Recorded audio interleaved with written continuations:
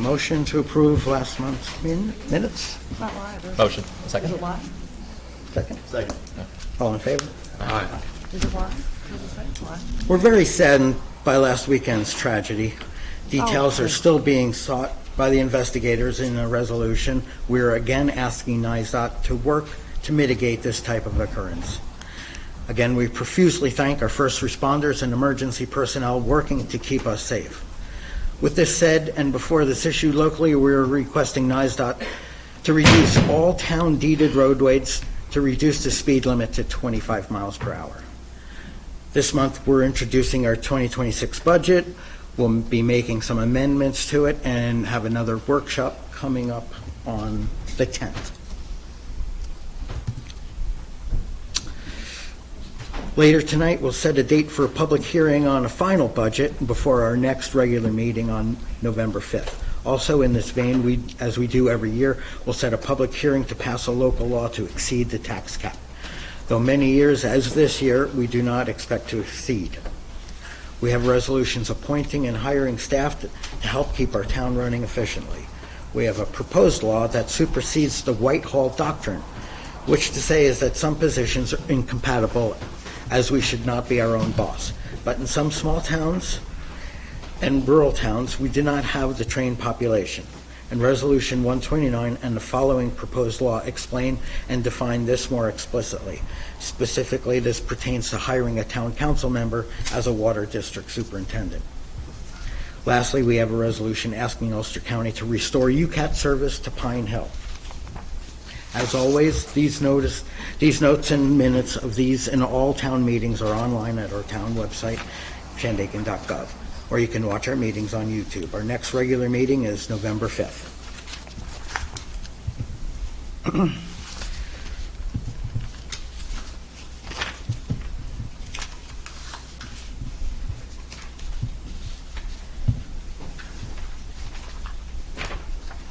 Supervisor's report. Vital statistics, $50. Zoning fees, $250. Ambulance fees, $11,930.68. Town clerk easy pass fees, $212.50. Rental for the medic building and SBA, the cell tower, $4,446.34. Higley payment, $312.66. Building permit fees, $8,817.99. Dog licenses, $270. Amazon refund, $28.20. Parks and Rec donation, $902.42. Shandaken beautification big Indian donation, $250. Hodler Cemetery plot sale, $500. STR receivables, $17,410.44. Justice fees, $1,272. Glenbrook Park rental, $50. Sales tax payment, $47,100.01. Quill refund, $484.39. Olive Ria Cemetery plot donations, $2,800. Interest on all accounts, $13,470.35. Justice fees, $1,659.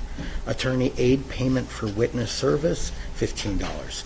Charter franchise fee, $14,537.47.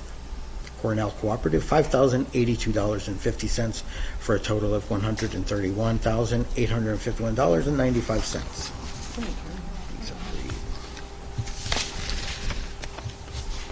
Okay, communications. We're going to hear from... Did you want me to do my announcements first, get them out of the way? Go ahead. Okay, so it's just three things. New York State enacted their own burn ban last week, which I hope you know. It's on the front of our website with a link to explain what it all entails, and it's till October 15th. If you're still having trouble with your school tax bill and you didn't receive one and you don't know how to pay it, we do have the link on our website, shandakentax.com, so it's more convenient for people. The other thing is this has been updated, so if you have an old one, you might want a new one. They're on the front table, and that's it. That's all I got. The rest of the stuff Sam will tell you about later. Thank you, Joyce. We're going to hear from the Wadinskis.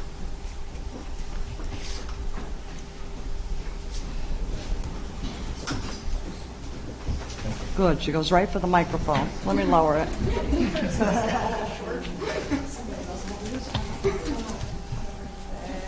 Thank you. There's instructions. So I was trying to, listen. Hello. We recently bought Fitchner Terrace that was previously owned by William Fitchner. Bill had a resolution number 109 that gave him a license that allowed him to operate a manufactured home park with a total of 15 manufactured homes. Now that the property has been sold, we want to make sure that the town will honor that resolution and transfer the license to us and allow us to complete 12 additional homes, as well as to continue to operate the manufactured home park. As you know, there are already 3 manufactured homes with residents who've lived there for many years, and if you don't renew the permit, we would understand it to mean that these people would not be permitted to stay there any longer. Seeing as there is a high demand for housing in Phoenicia, this would be detrimental. We know firsthand the demand for housing in this town. Recently, my parents had 2 apartments become available in a different property they own, each rented in under 48 hours, one to someone who works at the Emerson, the other to someone who runs the Rail Trail Explorers. So an increase in housing supply will only benefit people in the neighborhood. Additionally, there are many manufactured home parks in other cities and states that are very well maintained, and people enjoy the inclusive aspect of living in them. All of the other properties that we own have all been very well maintained. Previously, a property that my parents bought was, according to a previous building inspector, the worst building in town, and it's since been rehabilitated, and it's done well for the town. So that's just what we're presenting to you. Thank you. Okay. So you're looking for a permit to open up. Has your lawyer created a permit of some kind that we can agree on? Does anybody have any questions on this property? And I think there was a previous resolution, so we just wanted to know if it'll be transferred to us, okay, which is what you have in front of you. all right. Excuse me, if you have a question? No, I'm looking at the board here. It's it's. Yeah. Is it for long-term tenants, no short-term rentals? No. Perfect. So there's currently 3, and the original approval was for 15? Yes. And so, Right. And you said that if we don't approve this, that you think that the tenants there won't be able to live there? I'm sorry. Can you say that part again? Yeah, if you don't approve it, us maintaining a manufactured My home understanding park. is that the permit they were given, I've heard about this a while back at a planning board meeting, that this resolution that was passed back in 2008 gave the right to use the property as a mobile home park specifically to William K. Fitchner, and that it would not transfer with the sale of the property. So as the new owners, they're merely looking for an extension of this exact same permit. Yeah. So no, since the property is sold, currently, they do not have the right to operate that property as a mobile home park, which means, yes, the tenants who live there would not legally be allowed to continue to live there. And the law that was written and in our code book states that only the town board could give a permit for this. The law was then rescinded a few years later. They didn't want other mobile home parks to be built. Right. But it's still our purview to create this permit or not. is it It is, according to our lawyer? Paul. Yeah. But technically, it doesn't have to be for 15 units, though, right? No, it is specifically what this is and only what this is. It can't be anything else. I mean, it doesn't have to be 15 units, but it can't be, it's not permitted for more. Right, but it doesn't have to be 15. Correct. Okay. I just wanted to make. Means what you're seeking. Yes. Okay, thank you. As per I this. just. Yes. Yeah, yes. Did you read the handout? Those were the original plans, yes. So we're asking for the Those 12. were the pre-approved, what was Right. approved in 2008, I believe, so we just wanted to. Health permits were given for your sanitation and for your water. All that is up to code We're working of the with- date. Yeah, we're working with Labella Engineering to finish. Update it? Yeah, to update it. Okay.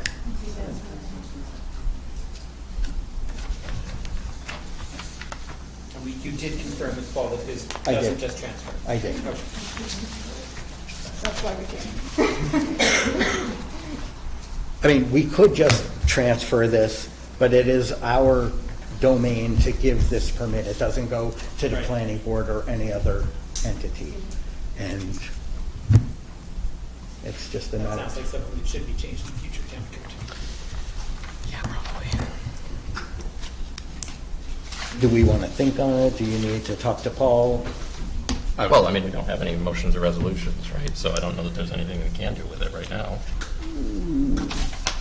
Right? I mean, what would we even be, we have no, I mean, this is the first I've seen this. I don't know where Fitchner Terrace Right, is. I'm not going to vote on this right this second, but yeah, I Okay. mean, All right. just do a little homework and I'm sure, Yeah. Thank you for presenting. I think Yeah. it's new information for a lot of us. Yeah. And I'd like to think it over. However, with the footprint remaining the same, I don't foresee there being a problem. I'm only speaking for myself here. I appreciate you guys bringing more long-term housing to town, or, additional long-term housing. When will this be voted? Next month. Probably next month's meeting. Now, whoever can't do it. That would be Is my there an expectation. opportunity for public comment at some point in the process? Yeah, there's 4 houses up there that we can need to be, you need to hear us out. Okay. Okay? Well, but shouldn't we do that? I've been here for 40 years. Well, we'll have a- and That would be my expectation. yeah. Yeah, So we're not taking a vote, but when we have open public comment, feel free to share with us, okay? Thank you. We're just asking you to just consider the homeowners that are there already. This has nothing to do with the trailer park. These are the 4 houses that were built there in 1920. And I have a whole box of every piece of paper that went between the town of Shandaken and Billy Fitchner, a stack of lawsuits and everything else that, because the trailer park is outlawed. The town outlawed trailer parks, and, the homeowners need to be heard. Yes, but they outlawed trailer parks after they permitted this one. No, it was prior to that. Well, then, no, I disagree, but, if you could show me otherwise, Yeah, then. well, we were under the understanding that Billy Fitchner had a time frame to put these trailers in, and he didn't do that. He put in the application December 15th, 1985, for this proposed trailer park. Right. Wayne Gutman was the town supervisor at the time. Yep. He went to Billy and said, you had a nice flat piece of land, it's a great place for a trailer park. They were gonna outlaw it January 1st, 1986. He said they were going to grandfather it in. At the time, when Gutman worked for Vantage Homes, the homeowners sued the town of Shandaken, and it was dismissed because they claimed we sued too early. I have a box here of paperwork. Okay. And lawsuits and everything else. And I understand that we need housing in the town. I'm not disputing that. What I'm just saying is, please do not dismiss the homeowners that live there. The houses have been there since 1920, and we have concerns. Okay. And we have no communication. I got no letter that this was going to be happening today. It's not happening. Well, it's not happening. I mean, but still, somebody's here about it, and we should have been notified. just to be clear, No, sorry. We have public comment for these types of conversations. If you wait until public comments, it's going to be after the whole meeting, and maybe this should be discussed now. Hank, I hear you, but every single meeting, we get derailed. I would just like to get through committee reports, maybe resolutions, maybe, Hank, I'm just asking you to please, before you make any decision, and I appreciate it, we will come There back is to no it. decision I being made No, just want to today. make one comment, that nobody knew that this was going to be on the agenda. It's not on the That's one of agenda. the It's issues. not on the agenda. It is on the It's agenda not. because it We've had to be just presented to the board. No, we've just said we're And not the public discussing did it. not know that. We've just said we're not discussing it, but it was presented to us tonight as well. I found out when you found out. Kevin found out when you got. We all found out when you found out. If I had found out last week, I would have told you. I found out when you found out, and we said, since we just found out, we will not be discussing it tonight. We're going to go do our homework, as Kyle said, and come back, and then we will welcome public input as we always do. And nobody is, just to be clear, nobody is saying we're not going to hear you. We will certainly hear you. Thank you. That's all I ask. But also, it is on the agenda to be. Communication. It's on the Let's just website. move forward, please. Okay, let's move forward. Committee reports. Ambulance, Rich?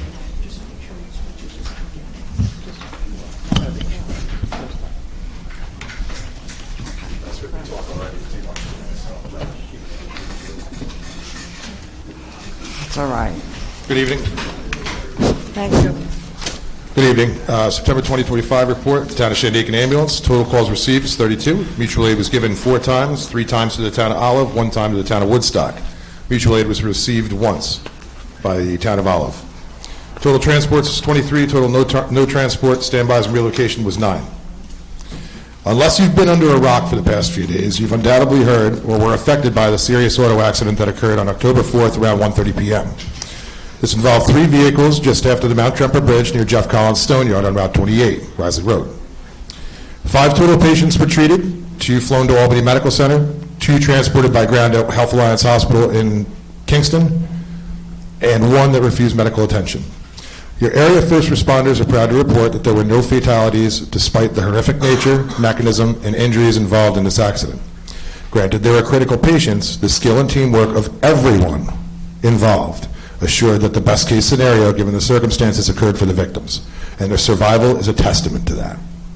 Our thoughts and prayers go out to the victims and their families as always, and many thanks to our surrounding police, fire, and EMS agencies for the assistance in providing the best care possible during this unfortunate incident. That said, here are a few tidbits that everybody can learn from this situation. The balance of the responders to this call were volunteer. This includes the responders controlling traffic, to the responders utilizing the jaws of life to disentangle victims from the cars involved. It is completely unacceptable to verbally abuse anyone or flame them on social media due to your inconvenience of not being able to pass through a scene. The reports from first responders directing traffic were abhorrent. There is no reason to verbally abuse people that are volunteering their time, some from towns away, mind you, incredible thanks, Olive and Woodstock, to make sure an accident investigation is able to be conducted safely and thoroughly. It's not their fault that the accident occurred, that coincidentally there's a major road improvement project on Plank Road, nor is it their fault the ancient geography of the Catskill Mountains necessitates a 40-mile detour into Greene County if both 28 and Plank are closed. Your show, dinner reservation, or wedding reception is not a life-threatening emergency. Have some class. Anyone that witnessed the accident is asked to contact New York State Police Middletown at 845-344-5300. All this considered, and not insinuating cause, as this is an ongoing investigation, drive with due regard for others. Whether you're from our town or thousands of miles away, do not engage in distracted driving, tailgating, aggressive driving, illegal passing, excessive speed, impaired operation, or any other detrimental action that puts you or others on the road at risk. If you are not familiar with New York State V&T laws, get a car service, or an Uber, or a Lyft. Whatever you do, please consider the safety and well-being of others the same as you do for yourself and your loved ones on the road. Let's dedicate our life actions to preventing tragedies instead of causing them. Thank you. Thank you. Thanks, Chief.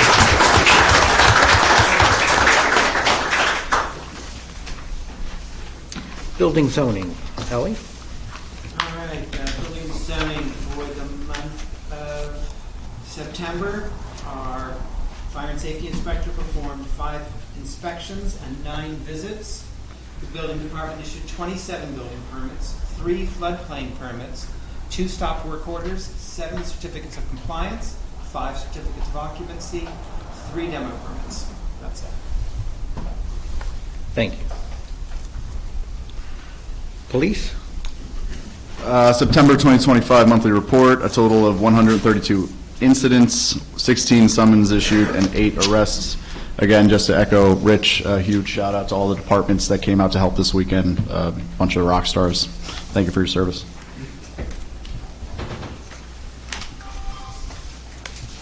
Phoenicia Water.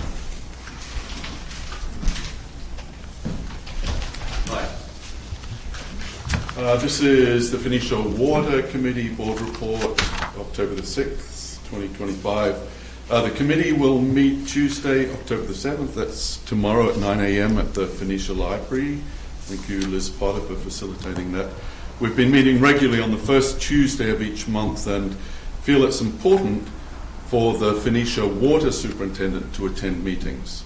There are numerous updates regarding Phoenicia Water District, but information has primarily been sent from board members Nysel, Drake, and Steen, not the superintendent nor the supervisor. Lack of communication has been a problem for us. The first update is that Deputy Superintendent Jameson Joyce resigned in late September.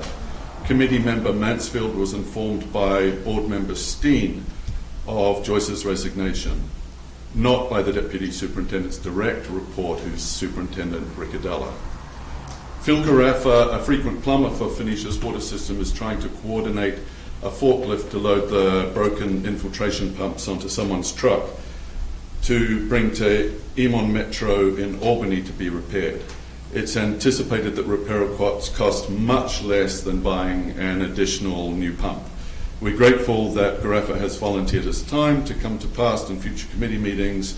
The committee is uncertain when the new infiltration pump will be installed or if it's already been installed. Phoenicia Water Committee was looking forward to the Deputy Superintendent assisting with the completion of an SOP and emergency response plan. We'd like to know what the alternate plan is. As a committee, we'd like to clarify with Supervisor DiSclafani that we are a volunteer committee formed to make recommendations and to help the board plan as per the November 2024 board meeting minutes. These critical documents need to be created by the Phoenicia Water Superintendent. We've not heard from Supervisor DiSclafani if the county will fund any implementation of the SLR engineering plan to complete the High Street Loop. Submitted respectfully by the committee chair. Thank you. Pine Hill Water. Kyle?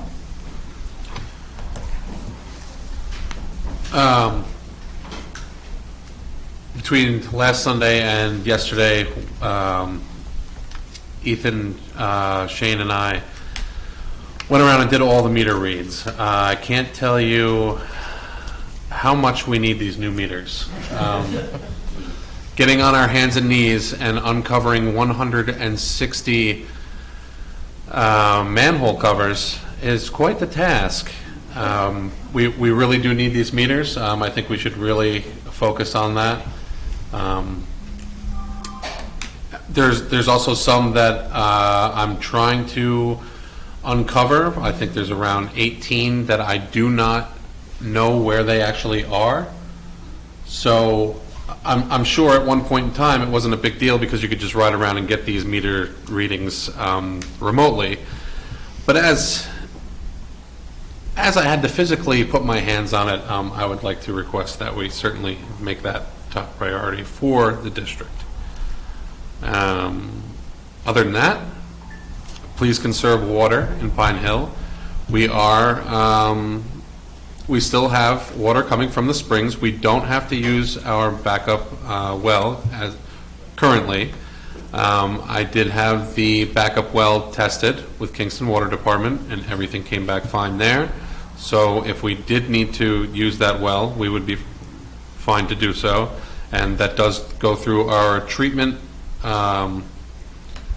facility as well, so that'll be treated water. That hopefully, in the case that we do have to use it, there will be no interruptions in water surface. Hopefully. And I believe that's about it. I would just like to once again say thank you to Ethan Bernstein. He will be not employed with the Water District as of October 31st. So thank you again, Ethan. Can I just understand.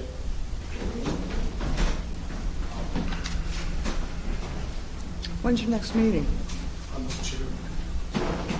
Thank you, yeah. Yeah, I want to say thank you to Kyle for stepping up. I know that not a lot of people have certification to do this, and we were kind of stuck, like we needed somebody immediately.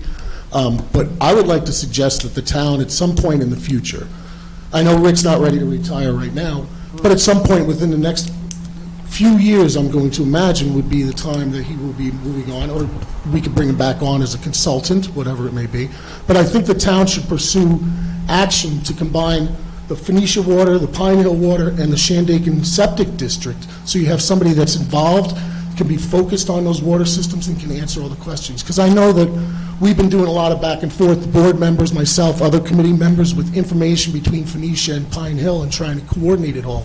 It just makes sense that I think down the line, we need to combine these, and you put them together and you make a $50,000 or $60,000 job.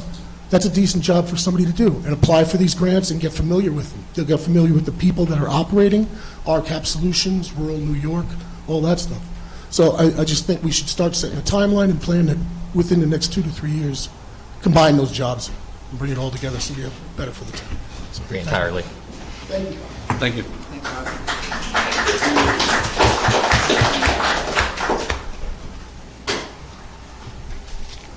That idea's been floating around. That's a great idea. Museum, Joe?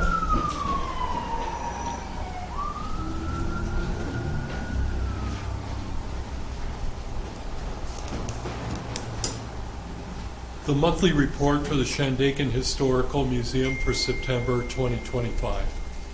On Sunday, September 7th, the Shandaken Summer Concert Series at Big Indian Park concluded its successful run of summer weekend concerts.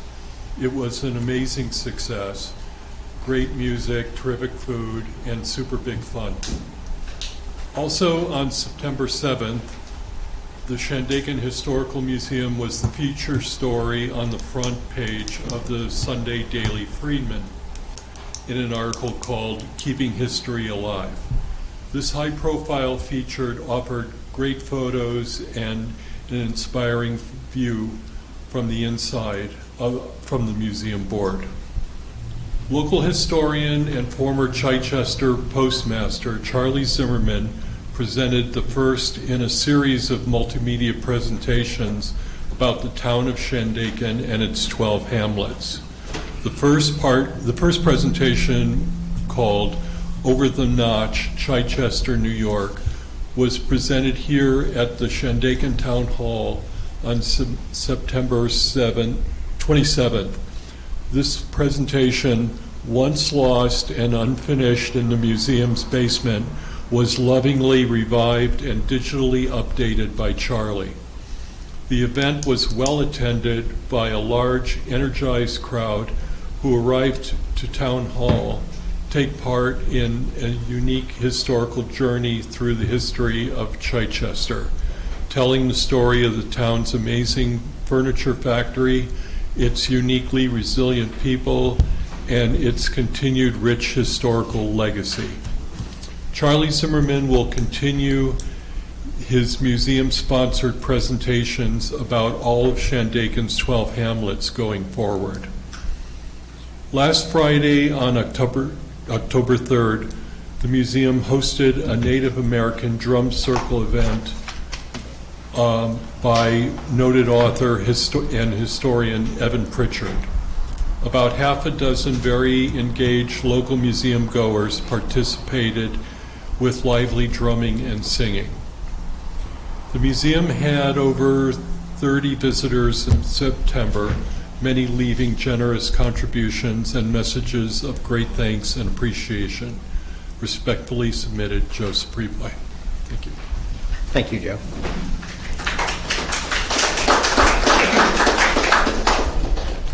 Sam? Park and Rec.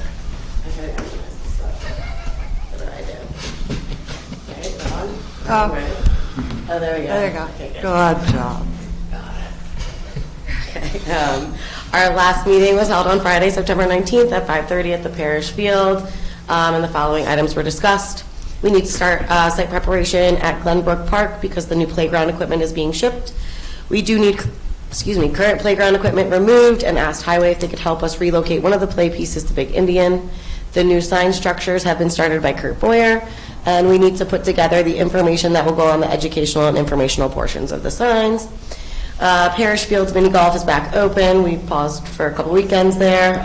Locations for equipment checkout are Phoenicia Library, Ulster Savings Bank, Melange, the Nest Egg, and the Phoenicia Farmers Market on certain Sundays. Christina Varga did receive a certificate of acknowledgement from Senator Hinchy for the free community activity we created. There will be additional work to be done next spring to make this bigger and better. Fall Nisha will take place on Sunday, October 26th, starting with the Halloween parade kickoff at 12 p.m. from the elementary school to Parish Field, where the Phoenicia Rotary will have cider and snacks, and then trunk or treat with the American Legion Auxiliary Unit 950 in Parish Field. All are welcome to attend or participate in the parade and trunk or treat. This is also the kickoff to the Phoenicia Scarecrow Contest. I have some sign-up sheets here if you would like to sign up for that. And it's the last day for the Phoenicia Farmers Market's outdoor season, so it should be a good time. An overall concept for upgrades to Smith Park was created by Karina KAN Landscape Design and included a pump track, concrete skate park, new playground equipment, walking path, connective trail to Main Street Pine Hill, parking at Smith Park, ADA bathroom, shade structure, and electric kiosk. This information was sent to Jan Jaffe for submission to the New York Forward grant application. We'd like to do a Big Indian Cleanup Maintenance Day on Saturday, October 18th at 2:30 p.m. I will send details to Joyce about that, and so she can post what we're needing as far as volunteers and supplies. We're still looking for a rock cut park manager. Sorry. It was discussed to increase the rental fee for the park, so we're hoping that we can all kind of have a conversation about that, Joyce. Garbage is consistently an issue in the parks, and we're working on gathering information on the cost of bear-proof bins and how they would be maintained. Ideally, this would be done outside of the town, and hopefully through a local nonprofit that could pay an individual to collect the trash. We would also like to install trail cams at the parks to see who's leaving the garbage. And hopefully the presence of a camera would deter people from leaving trash.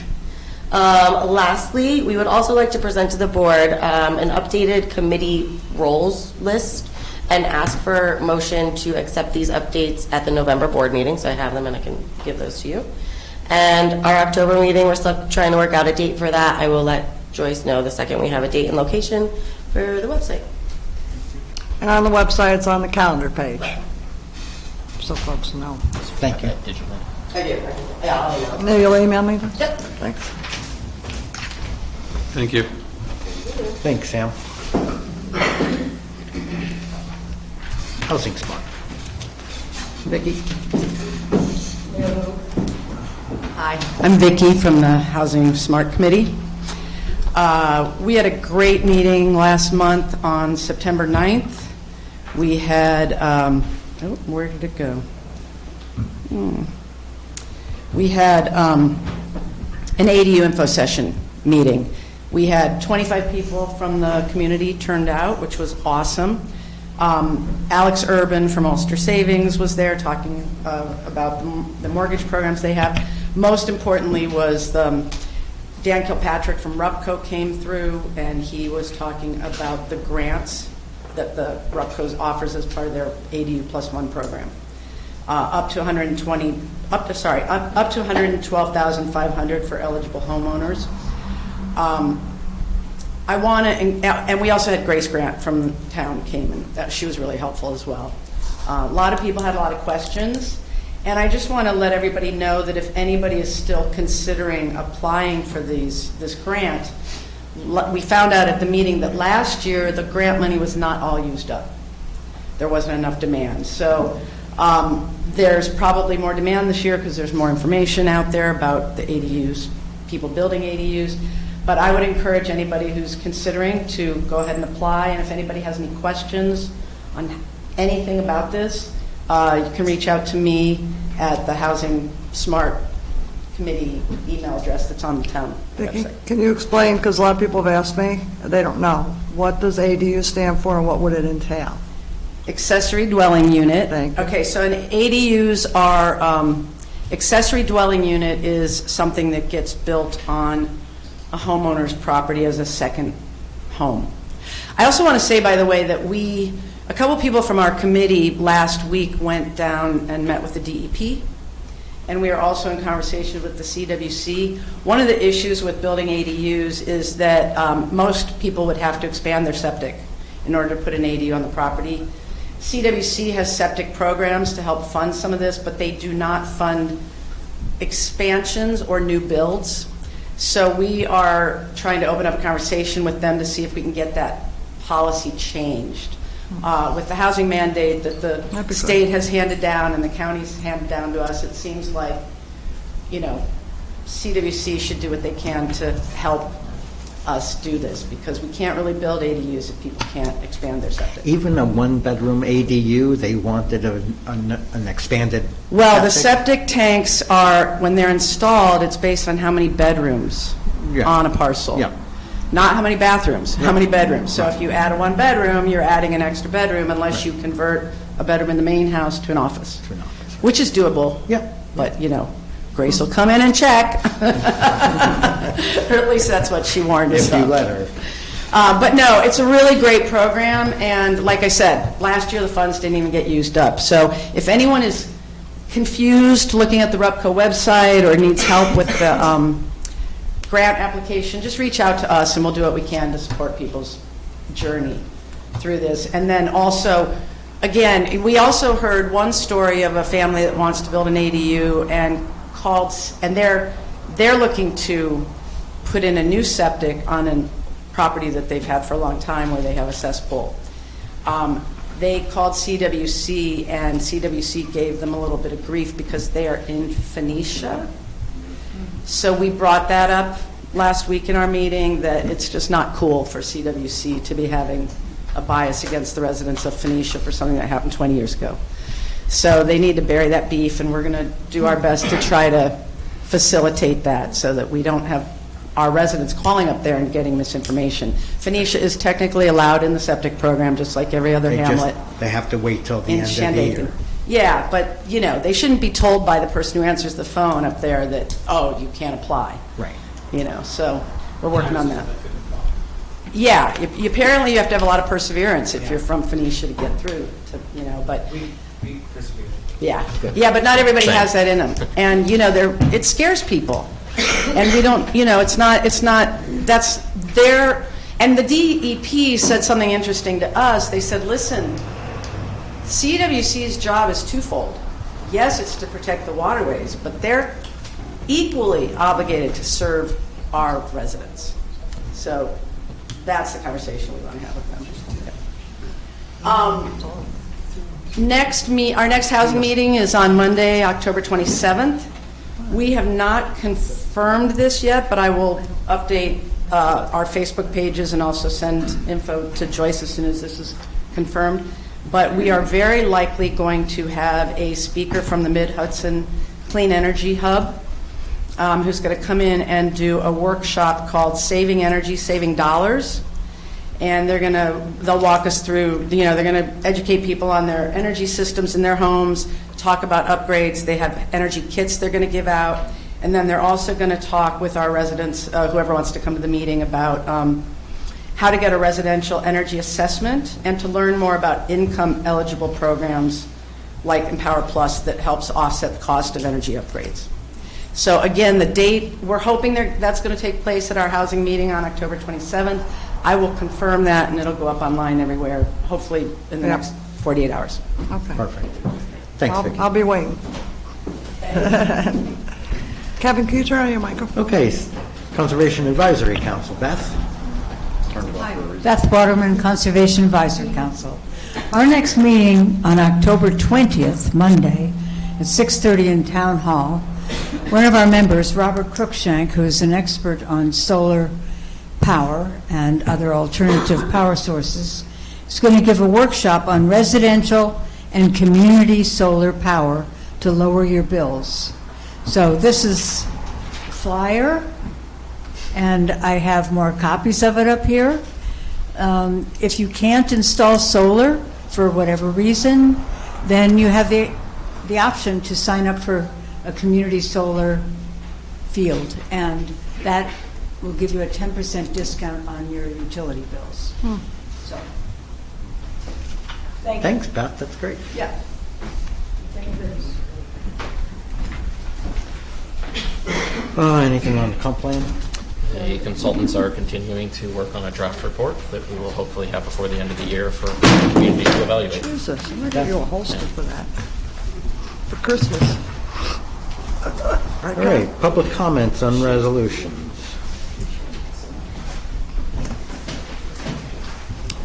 So I assume we're going to table number 120. We're going to table And we'll do that at the next meeting. 126.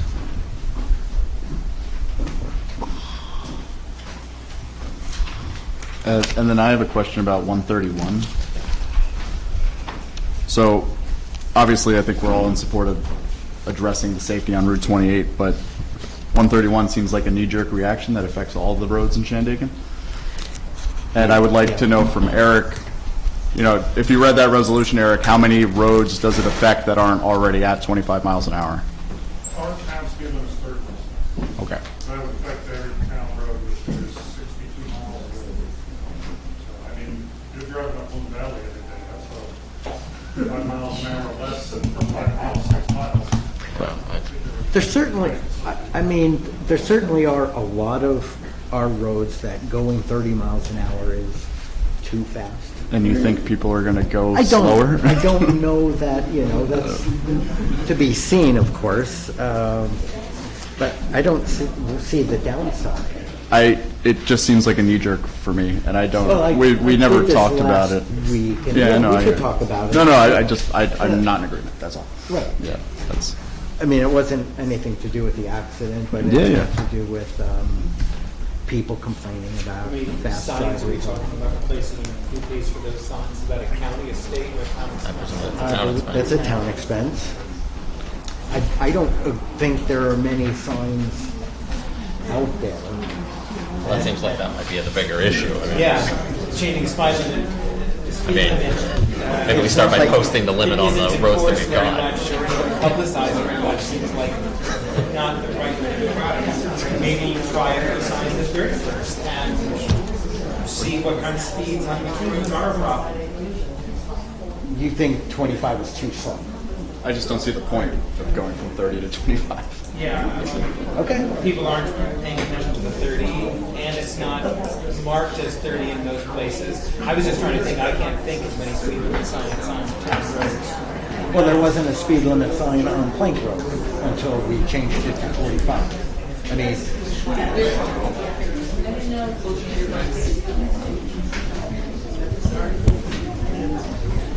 so we just got a speed limit sign on Plank Road. Whether or not people drive that now new lower speed. The board's having a conversation, everyone. If you'd please. Thank you. I'm inclined towards at least tabling this for the moment and having a little more thought about it. Okay. Yeah, I would agree. So that would be resolutions. Suggestion that the town look at certain roads that are very narrow and undersized, maybe asking for reduction of speed on them. Yeah, because you have I like... think that would be entirely appropriate. You have like... Long roads to slow them down that much. I think Eric's probably the only person in this room that can list the roads in town that are town roads and tell us where there are speed limit signs. So, I sure maybe hope we not. should become somewhat more familiar before we make a decision like this. Because you're talking about, like, in Chichester, you have Ryan Road, which is a very small road, shouldn't be 30, but, Risley Road, down by Andrew Lane, obviously, because of all the traffic there, and then Stony Clove, another one. Yeah. They're small roads. And many roads You can't are drive traveled 30. slowly Right. because they're hard to negotiate. Yeah. They are twisty, windy, narrow But roads. definitely 6 miles on Woodland Valley Road, that's a long haul to go 25 miles an hour. I would be inclined for us to request if the highway superintendent might be willing to prepare us a report of roads that you think might benefit from a lower speed limit. Yeah. And then that's something that we might You consider. also got to remember, we don't set speed limits, only the state DOT. Oh, yeah. Right, but we're making the recommendation. Right. They lower, and then they'll do a traffic study if they even entertain it. Right, right. Well, this is just a recommendation. It's a And it's worth noting this does not apply to 28 at all. No, this Or is just county roads. town deeded roads. Yeah. Eric, Main Street is actually, Phoenicia is actually a county road, right? County road. I would definitely suggest that one for under 30 miles an hour. Yeah. So we're going to have a motion to table also in 131? Yes. We had a comment, though. Question, comment from Michelle? Before this resolution happened, I wrote a letter to the board, and I have 28 people who signed it. This is a different resolution. You're referring to Route 28, which is an entirely different resolution, I believe. Yeah. Come Yeah. up and do that when it's time. It's comments on resolution. Yeah, you can do it right now. But that's not the conversation we've currently been having, just. Did you get my I'm reply? sad on jumping in when you... Yeah, Ally wrote back to Did you you. get my response? No, I didn't. There is a motion tonight to actually do, it had already been written by the time we received your email. We're 100% in agreement. We are writing a letter to the New York State DOT requesting exactly what you were proposing in your letter, so thank you. And they all got So- your letter, I promise. So the letter that Michelle is referring to is to improve safety along Route 28. So there's two separate resolutions and two separate conversations. The resolution that we are proposing to table is around town roads. And then there's a separate resolution of us communicating with state DOT to improve the safety on Route 28, and that is being retained, and we will presumably vote on it here in the next couple of minutes. Thanks for the clarification. Did we straighten out the confusion over Resolution 121? So I think there is different language that might be necessary for the very last whereas clause. This is the Yep. 464 Plank Road. Yep. So the current language says, whereas the town will choose NYC DEP to take ownership of the property and understands this property will be managed in accordance with a reuse plan prepared by the town. My understanding is that it wouldn't be a reuse plan prepared by the town. It's, okay. It's still, all those buyout properties are done in conjunction with DEP and the town that put together these reuse plans. They would do whatever they can to protect the land. It wouldn't be, though they did say they probably wouldn't open this land up to public use. No, so, No, that sounds like you're saying he's right. It's not a reuse plan prepared by the town. It's prepared by DEP. Both DEP and the town. So, Prepared by responsible parties. So should we add that in? well, so By DEP and the town? there is a FBO resolution. This is the one that happened to pertain to the Olive Fire Department that has the similar clause, but it's with DEP ownership. I'm happy to read that. I think the language Perfect. that we might want to use Okay. would be, We could transfer that in there. Go ahead, So I'll- read that. whereas we understand that this city-owned property will be managed by the New York City Department of Environmental Protection, DEP, as open space. Minimal management of the property will be performed, such as maintaining lines, posting signs, and annually inspecting the property. At some point in the future, should the town want the property actively managed, i.e. mowing, snow plowing, constructing and maintaining permissible recreation facilities, the city will consider issuing the town a revocable land use permit to address these activities or any other maintenance request by the town. However, the city has the right to approve or reject any such request. All this is somewhat sort of pedantic, but I think the worry here is that the existing language might get spit back, and then we would have to redo this process and, of course, delay the owner's ability to participate in the program. This particular clause, as read, was a successful FBO parcel. Okay. So I think that is the replacement language for the existing final whereas clause. Perfect. And you'll send that? I make a motion to All to- amend that. Yes. Second. All in favor? Aye.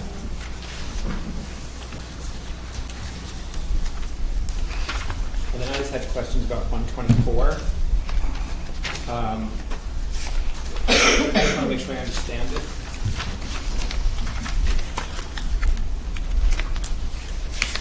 I'm not sure I know what a banking development district is. Sam? That allows us, a municipality, to use that bank. Because we're a savings bank, yeah, we are able to bank municipal deposits. Oh, right. And now that the community bank has closed, which is pretty much where everyone, both municipalities, Olive and Shandaken, were banking, we're hoping to get this designation from the federal government that we have this exception for these two towns in order to do this with you. Okay. Is this I forgot about that. requirement of that redesignation? Okay. Yep, and Peter forwarded to Jim Safranco, and everyone seems to be on board to just give us the support for it. And do you know, probably not, but do you know what the time frame might be for that approval if? So again, the Olive Town Board meeting is mid-month. I think it's the 13th. Once we get that resolution from Jim, we'll have yours tonight, hopefully, and then we have our application pretty much done and submitted. We're hoping within like a 30-day window that they would approve or deny. But we think Who is we're the approval of this? Again, I think it is just the Federal Reserve goes through this whole Reserve. process. Okay. So not necessarily impacted by the current shutdown. No. Nope. Thank you. Okay, then just a question on the wording in the first whereas. I just threw a resolution together, but Yeah, it was just to show It's a lot, isn't it? approval. So, the town board should adopt a resolution designating a bank or banks or a trust company in which all town officials have deposited all monies coming into their hands by virtue of their offices. Now, well, I certainly hope everyone in this town, all of you as well, use Ulster Savings Bank because they do a lot. I believe this says if you are a town official, your salary has to go into Ulster Savings Bank. I don't know that we can actually word it that way. This is the wording off our yearly reorg meeting resolution. That's been the same resolution for our banking for. And I think we should have caught it years ago. Yeah. Is there, Robert, is there a better way to word this? I mean, again, I'm sure we all have used Ulster 7. I do, I do, Sam. And I think everybody should actually be as part of a law saying if you're a town official, you have to put all of your money into Ulster Savings Bank. That's a yes from Sam. We should word it that way. Maybe add by virtue of their municipal offices, like town clerk and supervisor would be the only two. Town monies? I think like All municipal town monies Municipal might be. monies. Okay, municipal? All municipal monies? All municipal monies. Well, yeah, all municipal monies. Okay. But we really encourage everyone to use it, not demand. And it's all the banks. I mean, we're not just doing, it's all our banks, all our municipal monies go into. You just have to use one of our chosen banks. Yeah. We're good with that now? That clears that up? Yeah. Okay. Okay. Anybody else have? Do we have any other comments on resolutions?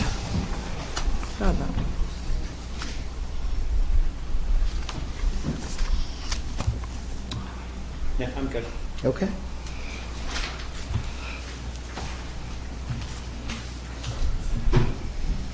And we made a motion to table the 126 And 131. and 130. I'll make that motion. Second. All in favor? All right. Okay. All right, let's move on. First, do we want to make a motion to go into executive session at the end of the meeting? I believe we should go into executive session for an issue pertaining to the employment of a single individual and an issue regarding real property that might impact the cost of acquiring such.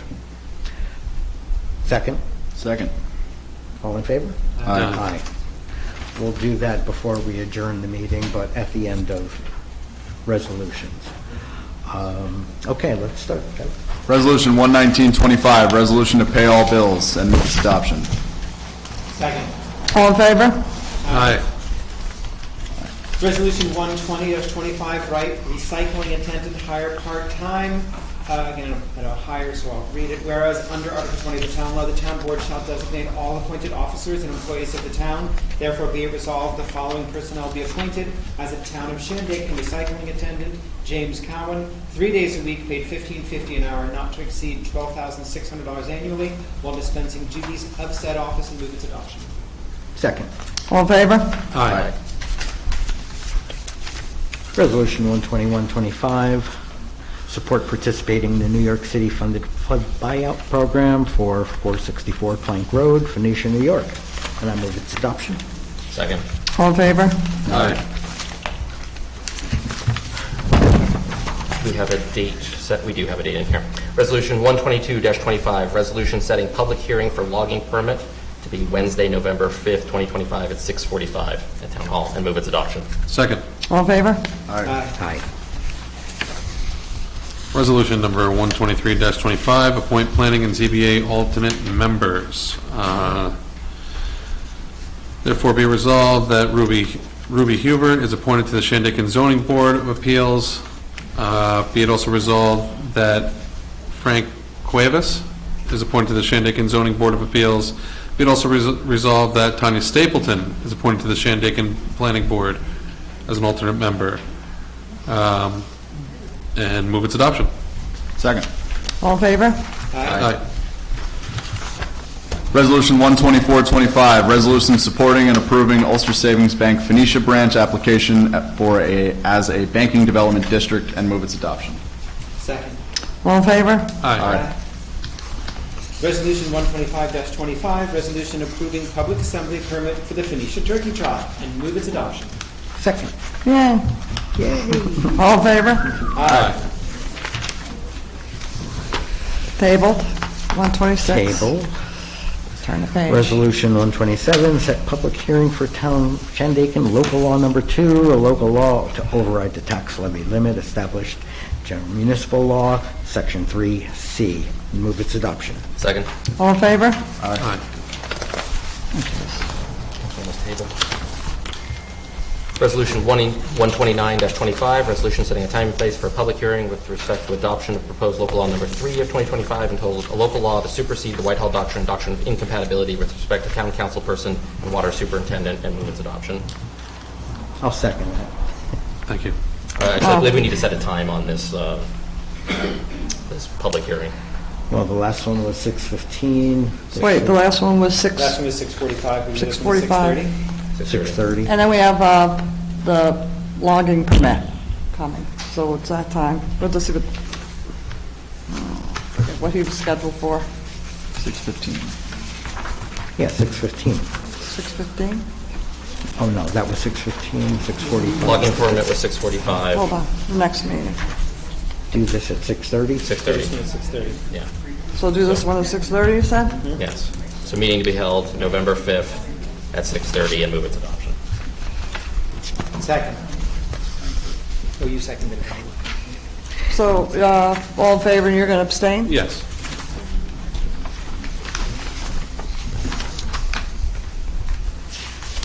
Everybody else? 1:30. 6:30? 1:30. No, resolution What? 130. Oh, Resolution 130-25, resolution to restore UCAT service to Pine Hill and improve transportation connectivity, and move its adoption. Second. If I'm not mistaken, county has scheduled a hearing to discuss the UCAT transportation routes. Jan, do you happen to know when that meeting is? Wednesday on Zoom at 6 o'clock, or was it 5? 6 to 7, you have to 6 to register to be 7. on it. So you go to the town site, has, Joyce has put up a. yeah. Yes. And I shared on the Facebook page on Phoenicia and Shandaken the easy link. So if you can get elderly people in there and just do the survey, it'll say what are you addressing, and at the bottom you could say what you want to say. Yeah, so you can do a survey or you can be on Zoom. The survey, If you're on because Zoom, you have to register. a lot of our people up there don't use QR codes. They A lot may of not. people have PhDs. Yeah. Yeah, they're there. Even the old ones. So do you feel I should do an alert to Pine Hill residents to come by the Pine Hill, Community Center for help, or to do this link? I'll put the link through the email. The changes to the route impact all residents. I mean, it's particularly impactful on Pine Hill because there's the removal of 2 Right. locations, but the destination within Ulster County, within Kingston, is also in a different Right, it's spot. no longer being up. And so, Right. And they if we're going to do an removed alert, I would Woodstock. suggest to the entire town. So there are many residents that go to Woodstock to shop or do whatever. Of course, but the And routes are it's changing. stopping out on and- 28 now. It's not even going into town, No. But I think if we're going to do an alert, it should be a townwide one. Yeah, I'll do to the town one. indicate that- Okay, yep. I'll do the links for both, whatever I could get on there. Okay, so this is resolution 130, all in favor? Aye. Yeah. Aye. 131's tabled. Resolution 132-25, request New York State Department of Transportation reduce the speed limit and improve safety of Route 28 between Mount Tremper and Phoenicia. Whereas in February of 2024, the Town of Shandaken Town Board sent a letter requesting improvements to safety along Route 28 after a lethal crash took place near the intersection with Route 212. Whereas this past weekend, another crash occurred less than 2 miles away, injuring multiple parties, closing Route 28 for 7 hours and tying up emergency staff across the entire region. Therefore, be it resolved, we again implore the state DOT to make this highway safer. A lowered speed limit, turning lanes, or other traffic calming measures must all be considered. Route 28 is heavily traveled by locals, tourists, and commercial vehicles, and there isn't a single resident of town who can't enumerate dozens of incidents of unsafe driving all along its length, perhaps especially in the stretch between Mount Tremper and the Phoenicia Eagle. Please reevaluate this road as if you lived here yourself and move its adoption. Second. Third. All in favor? Aye. Good one, Robert. Resolution number 133-25, ambulance hire EMT. Whereas under Article 20 of the Town Law, the Town Board shall designate all appointed officers and employees of the town. Therefore, be it resolved that the following personnel be hired as EMT: Virginia Wiswall, rate of pay $16.80 an hour, and move its adoption. Second. All in favor? Aye. All right, open public comment.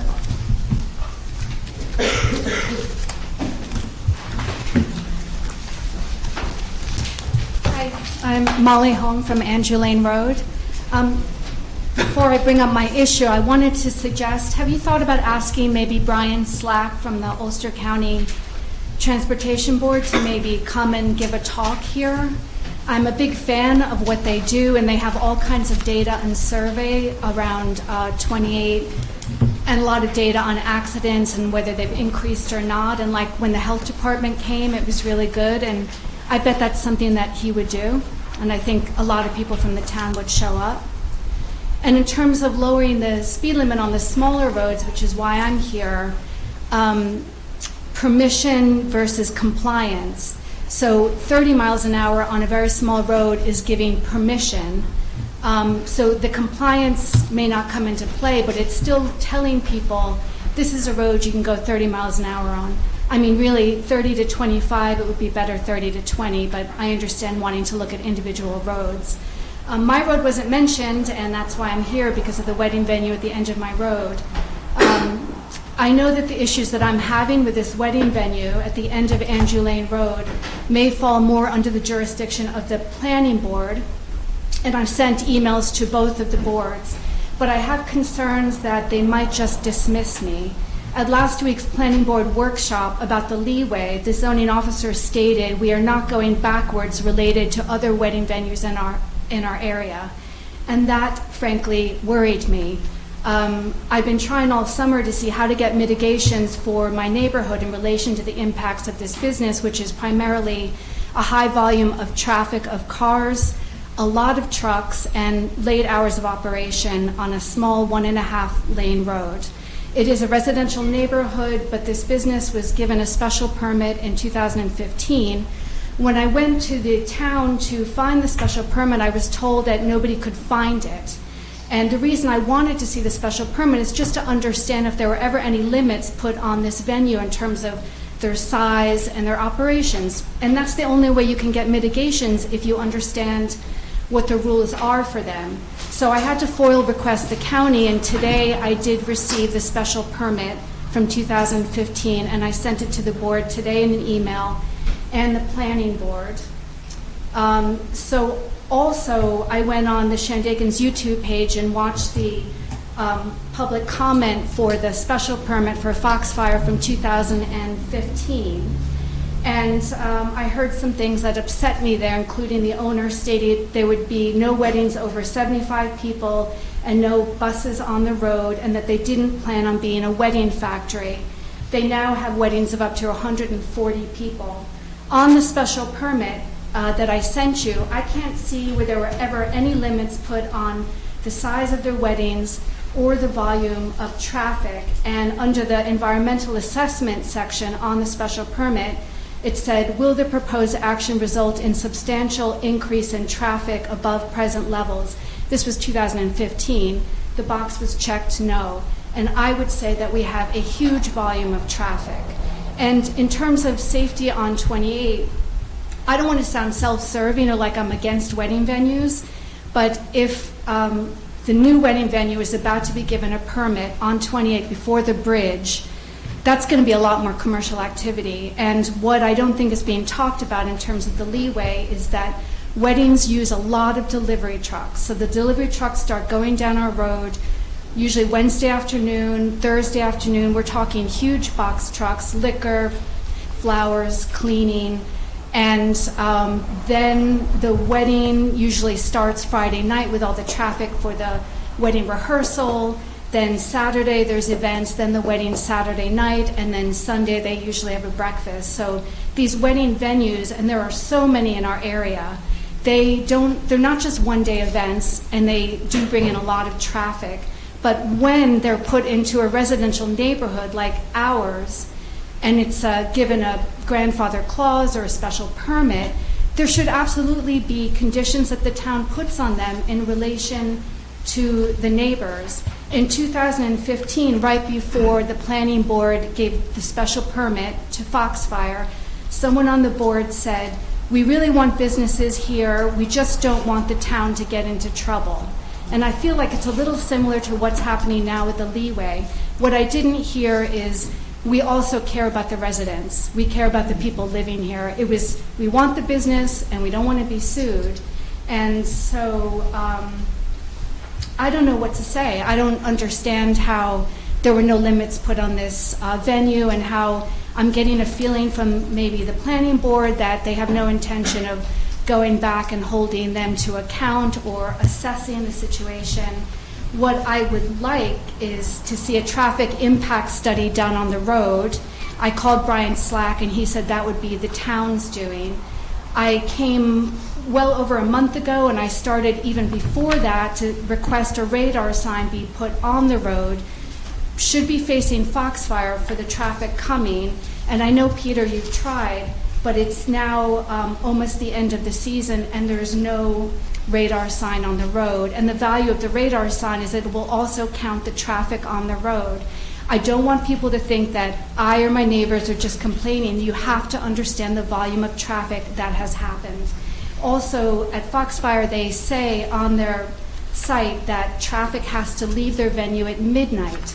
So the traffic goes past our houses, which sit right on the road, at 12:30 at night, and they usually don't stop till as late as 12:45 in the morning. So I don't understand how that is acceptable either. So the radar sign, a traffic impact study, and Brian Slack said the possibility of speed bumps. At least it's something to consider.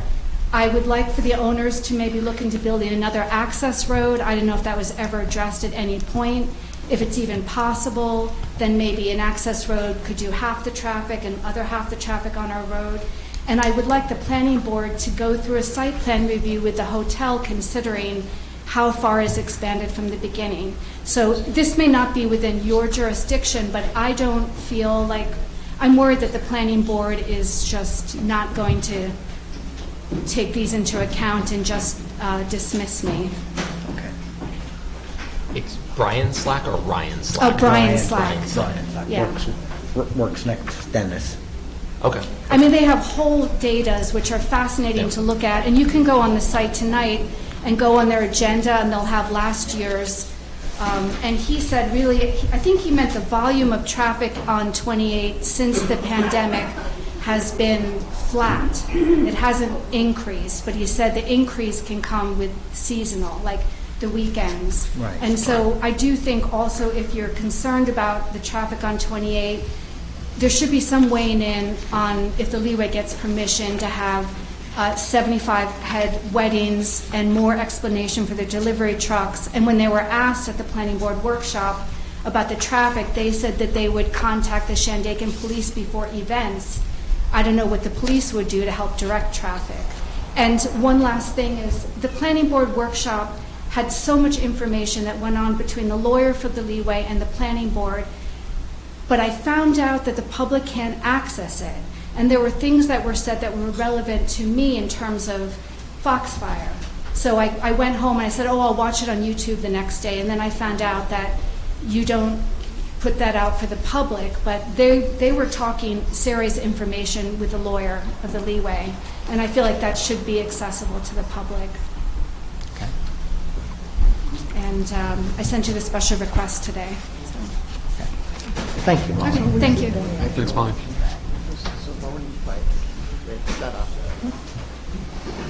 They don't. Anyone else have comments? I'd like to say something. Come on down. Barbara Landry. I live presently now at 67 Fitchner Terrace.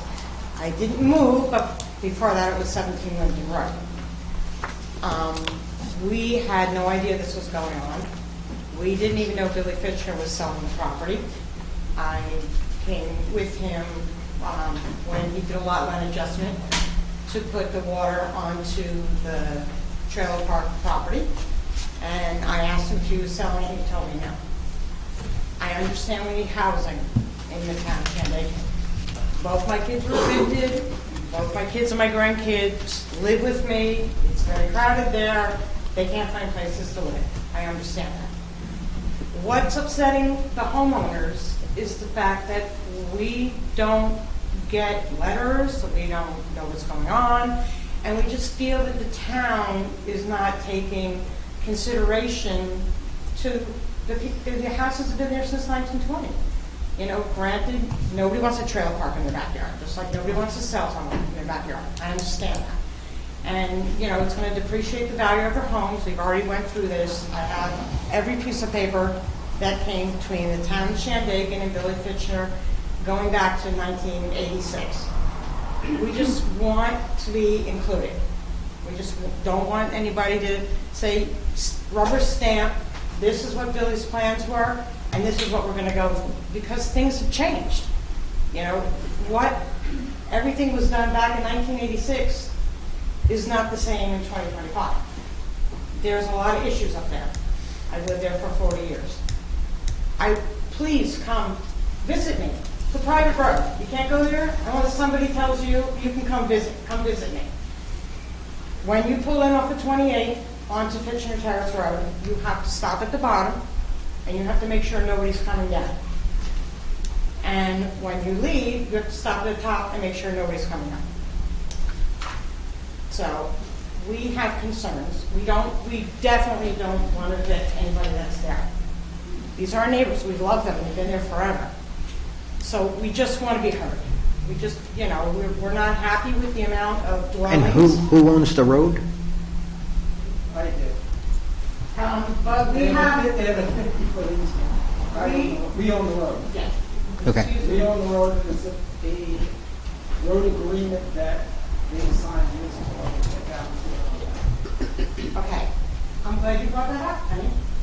Okay. The town of Shandaken and the planning board went up there, and they had said, because his property butts up right to mine, that it was unfair. They kind of deemed it no man's land. Because Billy Fitchner, even though I like Billy Fitchner, he made our lives a living hell. He threatened us. He blackmailed us. I mean, he basically terrorized us. He blocked the road off. The town was supposed to give us a right-of-way. It's in the paperwork. We didn't get a right-of-way. You know why? Because Wayne Gutman didn't initial it. 2 letters cost every homeowner up there $10,000.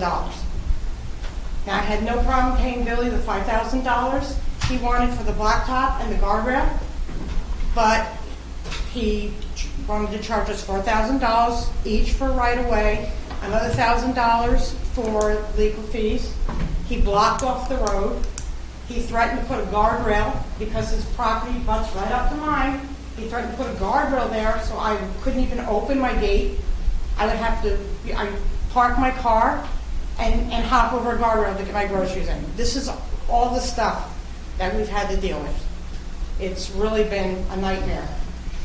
Now, also, Linden Road on the 1914 map goes from Route 28 all the way up behind the house and to the front, back out to 28. There is a map I have, 1958. It's not registered down at the county. The reason it's not registered down at the county is because they want to take it, and I don't want to give it up, but that shows a difference in what Billy had surveyed and had done with the roads. When I showed it to him, he became very angry because whatever roads that they had set aside for this trailer park moves it over onto his property. Linton Road is in every one of our deeds, and it runs on both sides of my property. And as you can see, whoever he is, said it's his property. We all have a right-of-way from Route 28 to our house because we paid for it. And, we don't want to cause any problems. I don't even know what his plans are. He came up to my neighbor's house the other day and said, "This is your property and all this is mine." He didn't even introduce himself to us. I don't even know who he is. So all I'm asking is, please, before you make any decisions, go over the paperwork. I have it. If you don't want to go in the archives, I can, if you want to make copies and stuff like that. And read it over and look at what everything was and what he's planning on doing before you make a decision to give him a permit to rubber stamp what, was proposed years ago. We have water issues up there. People have sued for him draining water on their property. And, I just want someone to take into consideration the homeowners before they make any decisions. Okay. All right, thank you. Thank you. Thank you. Please. My name's Howard Madinsky. We bought a property from Billy Fitchner. We closed 10 days ago. There is a road agreement that is in place. The title company had it. They got it from the town. We're going to live by the road agreement, first of all. The road was awful. You couldn't drive your car in. You bottomed out at the bottom. You came into the middle. You had all the holes. In 10 days, and you could ask, it's been fixed. Totally fixed. Is it wider? We're cleaning it up, yeah. It's wide, but it's overgrown. Okay. And if you just drive past it, you'll see total difference in 10 days. Trailers, manufactured homes, are not what they were in 19 whatever. The homes we're looking at, which I could show you, are more expensive than any one of their homes on the road. They're nicer. They're wood siding. They're cedars. They're beautiful. It's not like a manufactured home like you think about. It's $90,000 or $80,000. It's nothing like that. The work we've done. You've seen what we've done. Everything comes out nice. We don't cut corners. It's not going to be like that. I don't think I needed to introduce myself to these people. One of the people on the road did introduce herself to me, and I think I was pretty nice. I have two people here that live by us, and they could tell you that it's been improved in 10 days. So I know I have to live by a road agreement, which is in place. I don't know the date on it. I had nothing to do with writing it. I had nothing to do with... Right, but it's in the deed. It's in the deed. There's a road agreement. I have to fix it. Maintenance is on me, but if we do major capital improvements, which the road needs, it's 60% on me, 10% on each home. And these people don't understand that in the road agreement, it says that they're responsible for snow removal on the whole property. I don't use attorneys, generally. That's not my way. It will work out, but you're going to have, if you allow us to put these homes in, you'll have people, first of all, new people being able to live, current people being able to stay, and it's going to look 100 times nicer than anything these people live in at this time. Thank you. All right. Howard, can I Do you ask a have question? I'm sorry. I'm sorry, do you have go I ahead. mean, I'm sure you're working on it, some kind of a site plan, is that what you The presented? site plan, we don't really need a site plan because we just want to do the site. Mimic what was there? Exactly. I don't Okay. want to make changes. Okay. The only changes we have to make, and I was at the health department today, and this fellow explained to me what he needs to allow us to use what's there. There's a septic with speedies for 3,000 gallons. And he explained, because there was a little problem with him and my engineer getting together. I think the fellow that was on it has been moved up, and he's a really nice fellow. He explained it to me. I gave it to the engineer this afternoon, and they're going to go on forward. He explained exactly what he needs for the water. The water's really easy, because the water's 2 wells. And why the water's easy is because once you get the water going, you could always fix it. No matter what it is, it's fixable. The septic, on the other hand, is already in the ground, so we have to figure, that has to be figured out. And I learned that I have to go to DEP first. But because we know it's been approved because there's been the speedies permit. Yep. And if you like, I could give you a layout of what the units will look like. I have it right there. No, not that. Please, what the units will look like that we put on. Howard, I have a question. Will When there- you say affordable housing? Will there be some screening between, It's whatever was approved. We don't want to make any changes. Whatever was approved there is what we're going to do. right, okay. And will there be screening? There has to be screening on that side of the road because it's ugliness on that side.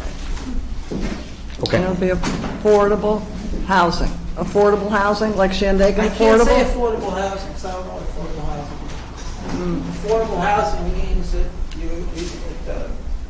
it's going to be fair market housing. And like we said, people who live by us, the last 2 people who moved in were a young lady that's moving in November 1st who works, going to work at the Emerson, the lady moved out. Where is this? Working at Holland House. Where's the septic? The other fellow moved in works. I'm not sure. But it was put in Yeah, and so it's approved, affordable. but they have to update it for the Yeah, DEP. all right. Well, I assume so, yeah. And your intent is rentals? Yeah. Okay. I can rent. Well, yeah, just clarify. Full-time. Yeah. So you're going to own these houses, right? You own the property, you're going to own these houses? To be determined. Okay. I mean, I'm definitely going to own a good chunk of them. Okay. Whether we sell a couple off, I don't know at this point. Yeah. But, I mean, On this map, my MO is like, But you sell the houses themselves, but keep the property like lots? you have to. Yeah. You know, if we do it, there's. You'd be renting the Right. property Yeah, to there's the laws. homeowner. Yeah, yeah, Well, you yeah. know, I learned after I bought this, I don't have much choice. You know, it's all in place, what we can and can't do. Right? which of these lots have an existing house on them? You said there's 3. 11, 12,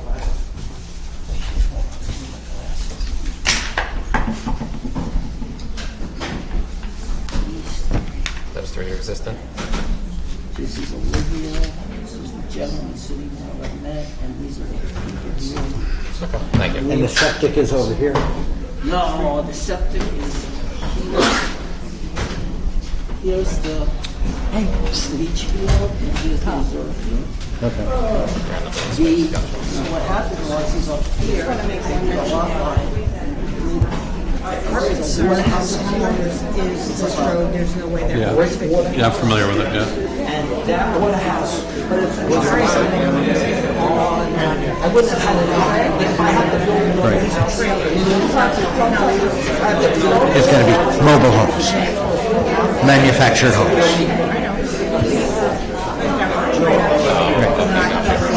Right, no double wide. As soon as you get to the top of the hill. I mean,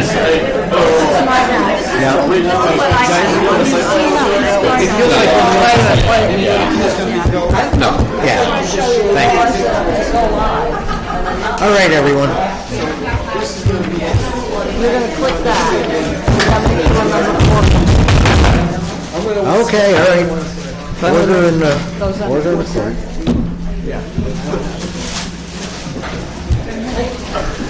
Is there any other public comments? Yeah, I'm kind of curious about this whole conversation. What's the process that it's supposed to have? Supposed to have? Yeah, so like if there's This is a concern... one-off thing and it's hard to explain, but back in the 80s, the late 70s, the town allowed a trailer park to be created. It had 15 lots allotted. It was designed, there was a water system, designed a septic system. They got Speedy's permits. Only 3 of the 15 lots have trailers put on them. Right. In the code, it also stated that this isn't something that will go through the planning board process.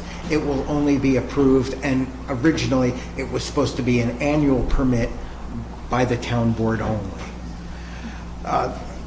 Billy Fitchner got this permit. He put 3 mobile homes on the property. Within a few years, the board decided that they would not allow any more mobile home parks within Shandaken. So they actually repealed the law. But this was a grandfathered project that was already approved and started, so it can't be just wiped out. The process has to remain the same. They did, however, before repealing the law, they decided that it wouldn't be an annual, it would be just a one-time, and this was, I think, through the Bob Cross era. It would just be a one-time fee, but for every new owner, they had to come before the town board, and only town board, Right. to get a new permit. Okay, that all makes sense. My concern is that this is an 18-acre parcel that's been zoned for 15 RV homes, right? Yeah. All manufactured 14 and- homes. Manufactured homes. They look 16 like and a homes. half. Tend to be more affordable in nature. Yeah. And I just want to know if the permissions that are passed forward to the new owners are going to honor the spirit of that sort of housing. Like, I think it's great that these guys are going to build more housing up there. We clearly need more housing, and you guys know how to build it.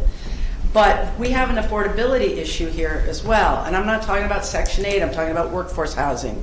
You know, new families, first-time home buyers, all kinds of stuff like that. It seems to me that this is an area that was once zoned for housing 15, what would probably be affordable places to live.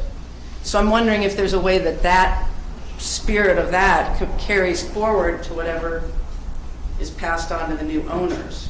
That's number one. Secondly, I am concerned about the 3 people that, like, what happens if this doesn't go through? What happens to the 3 people that are living there?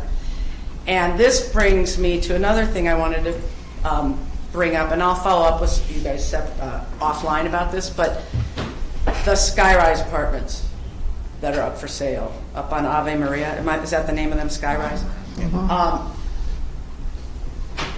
It's our understanding that there are a lot of very affordable apartments in there, and those people that are living there now might not be able to afford them once the new owner buys that property. So I would like for us to consider looking into opting in. My understanding is we can opt into the Emergency Tenant Protection Act, which would then protect the residents of these rentals. That would probably apply to the people that are living in the RVs. I don't know if they're paying rent or not, but if they are, that would apply to them as well. It's not an RV, though. It's not an RV. They're manufactured homes. Or manufactured homes. Yeah. So I are would they call it- rentals? Do you know? Do we Yeah, know? they're rentals. There's 2 rentals. I'm sorry? There's a mixture. Mixture of owned and rented? Yes. Okay. Anyway, the long story short, we have very few multifamily units in this town. The ones we have, some of them have people living in them on fixed incomes. They need to remain affordable, and so I want us to explore as a town tenant protection. It's definitely a conversation we need to have. Yeah. You know, there's always the question of, okay, is there government oversight? Is there government overstep? You know, and we want to make and allow building to happen to allow for affordable workforce housing. Of course, I'm open to that conversation. Yeah, absolutely.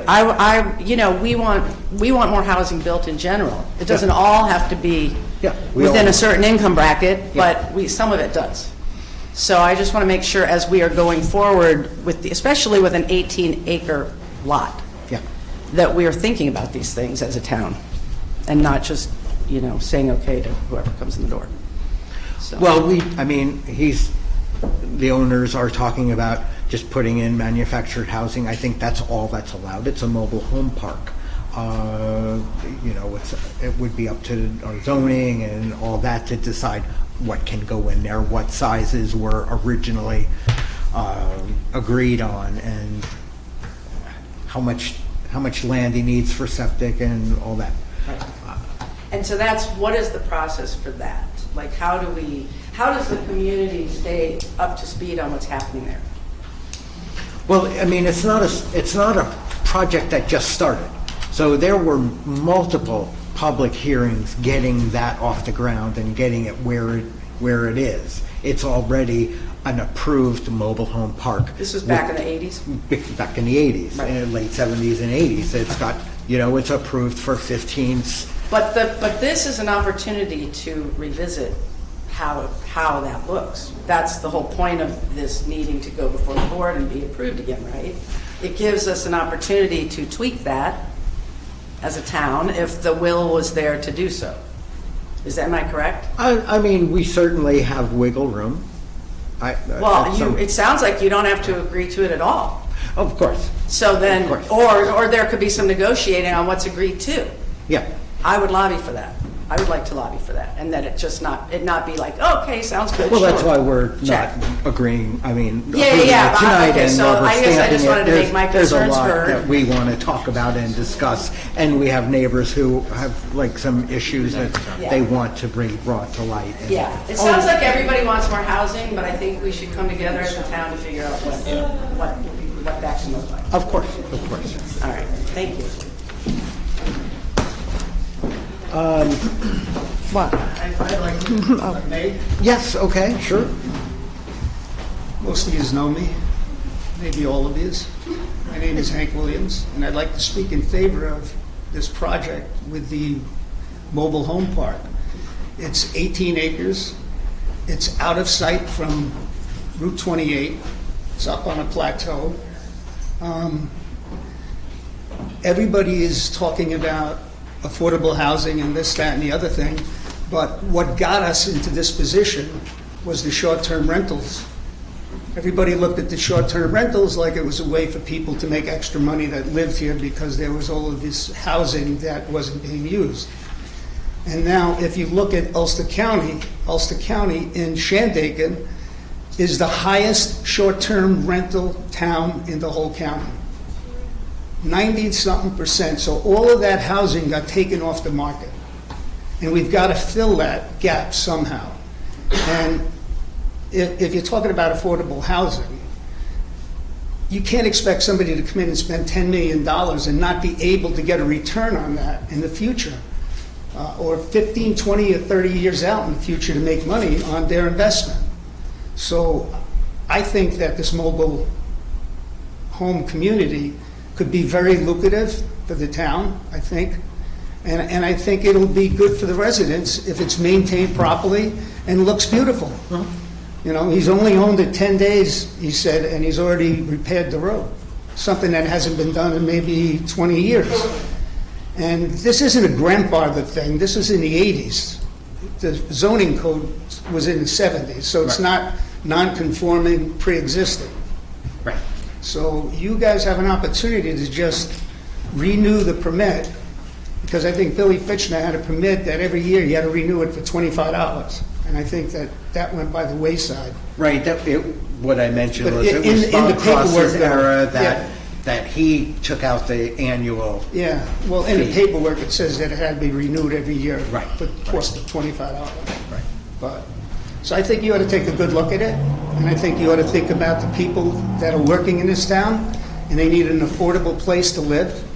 And I think this could be one of the areas that would be good for them. Yep. So give it a good look, and thank you for listening to me. Okay, thank you. Anyone else have anything to add? All right, we're going to close to go into an executive session. We have to speak on personnel matter. Thank you. Good night, everyone. If you're going to go. So all you gotta do is do that button.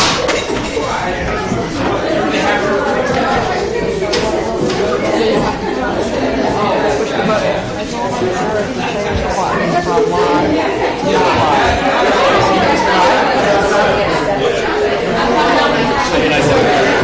Everybody out. Peter was staying in. Yeah, we're staying in.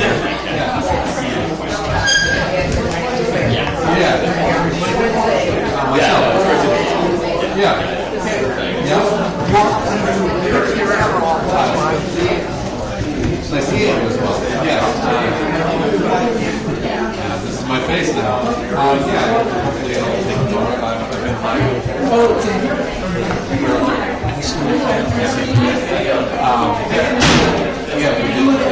meter readings. So we were up there this past yesterday and Sunday before that. Putting up every meter we can find. And hope to get new meters soon so that we can read them. If we won't have to drive by, it'll be in real time. Somebody to the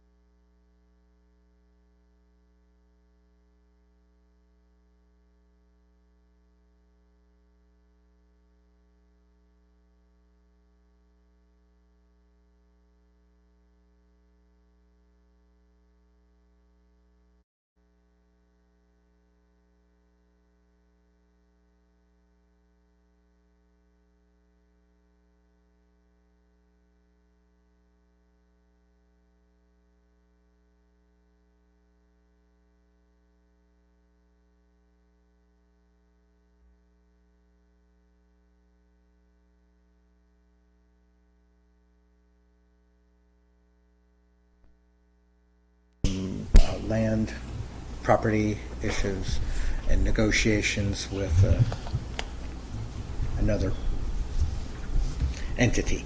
Come to no real resolution that we can tell. Anyway, I'd like to make a motion to close the regular town board meeting and wish everybody a good October. Second. All in favor? Aye. Aye. Good night, everybody.